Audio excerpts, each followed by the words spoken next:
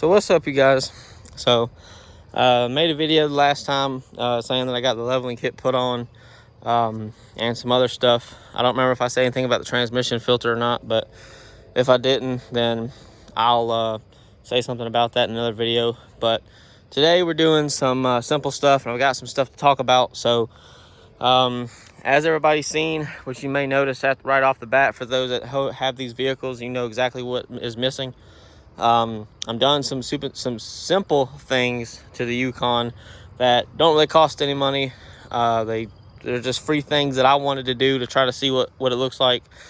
One of them is things that I've done to all the Tahoes I've had, which I've only had 2, but this is still basically a Tahoe at heart, so it applies to this too. But as you can see, the roof rack is gone. It's not thrown away. It's just over there up against my porch. As you can see, it's right there.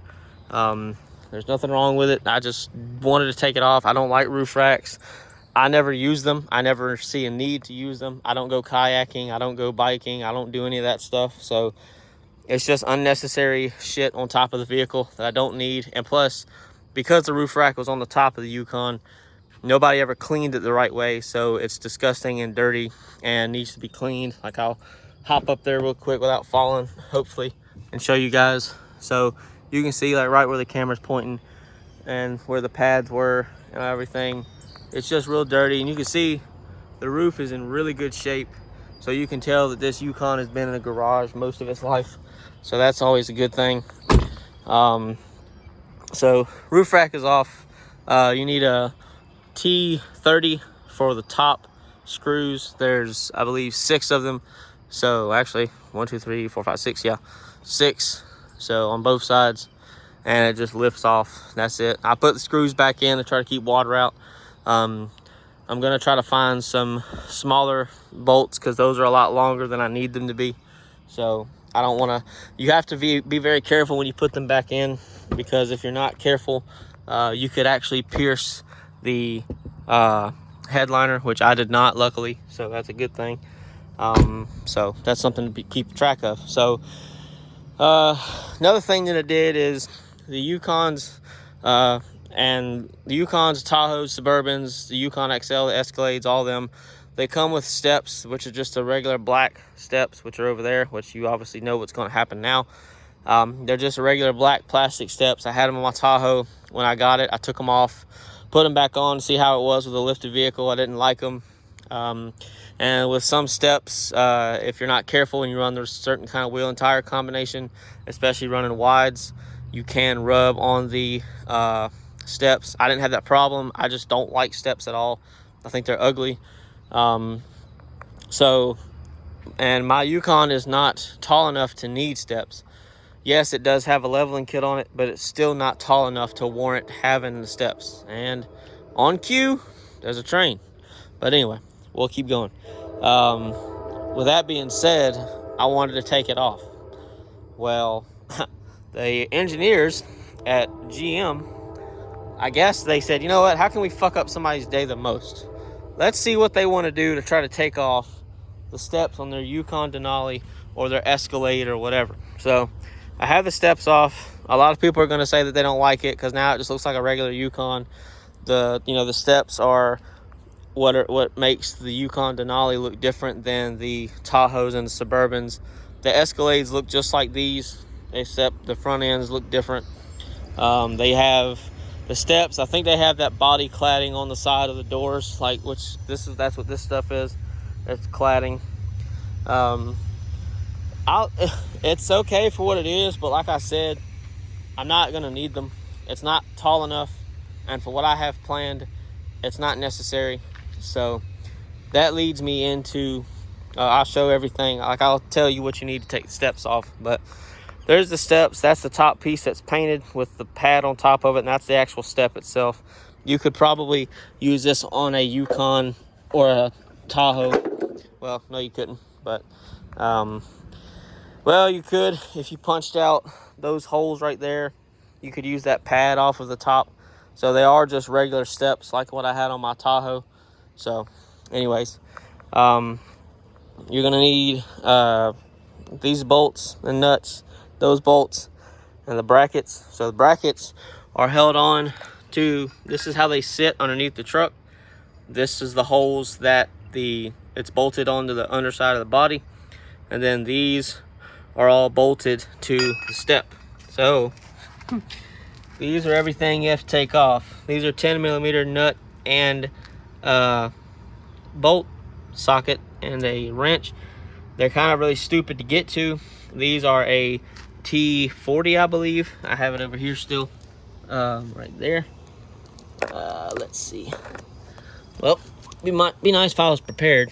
Yeah, T40, as you can see, T40.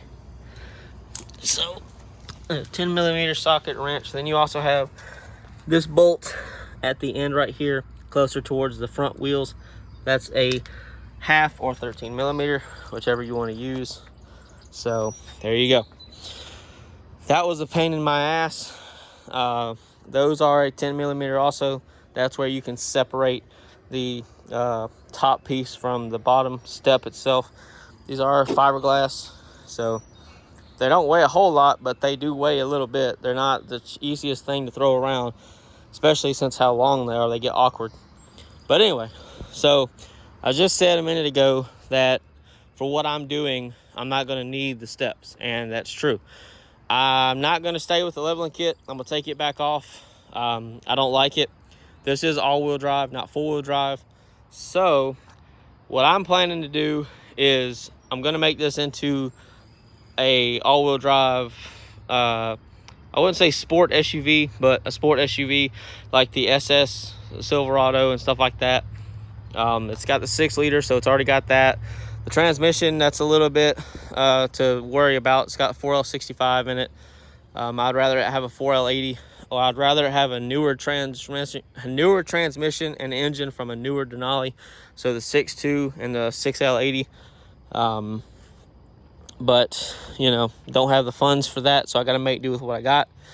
So with that being said, the 18s and the BFGs are going to go. They're going to be gone. I'm going to sell them after I buy another setup. The wheels are in nice shape. The tires are, they're decent. They've got a little bit of life left, but like I said, these are going to go away. I will sell them, and I'm going to lower the Yukon. So I'm going to use the same kit that I used on the Tahoe that I had, the first one, the 2005, which is 2-wheel drive. I'm going to use MaxTrax lowering kit. It's 2-3 drop, I think. You can get 2-3 or 2-4. I want to get 2-3 because that's what I had, and I liked it. So it'll lower the rear, it'll lower the front. It also comes with a level sensor with the height adjustment rods that are smaller to help accommodate for that. But with that being said, once these rear air shocks go bad, which they unfortunately will at some point, because I can tell that they're already starting to show age because they're starting to fray a little bit. I'm not going to put them back on, because for the AC Delco versions of these, which I'm not going to go something with cheap, I'm not going to go with a cheap version of this. If I were to replace them, they're $330 a piece, because mine has the auto leveling system in it, and I'm not replacing that. That's only if you tow stuff. I don't think I'll ever tow anything with this. I don't have anything to tow. I don't have another vehicle. I don't have, like, I do have the Crown Vic, but I have other vehicles I can use for that. I don't have anything I can tow. I don't have side-by-side. I don't have four-wheelers. I don't have a boat. I don't have any of that stuff. So that's one concern I don't have. But that's what I'm going to do. So I'm going to get the exact same thing done to it as far as exhaust and everything. Like I said, it's going to still get the headers, the exhaust, the no cats, everything. And I'll do this stuff on the exterior. Like, I'll go and get different tail lights for it, the marker lights, the tag lights. I've already replaced the third brake light, so it's fine. You know, all the bulbs on the front of the truck, excuse me, all the bulbs on the front of the truck, all the stuff on the inside. As far as headlights, I'm not going to do anything fancy. I'm just going to replace it with what it's got now, except they'll be clear. They're not going to have the red markers on them. Fog lights, I'm going to leave alone. I'll buy new housings, but I'll put LEDs in those as well. I'll get the windshield replaced, tinted, all the windows tinted, re-tinted anyway.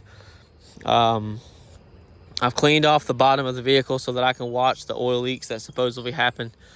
I feel like it is the oil cooler. It could be something else. I don't know. And I do know that the AC does have a leak because I charged this last Monday, and this past Monday it had leaked all the way out from me using it. So it's got a leak somewhere.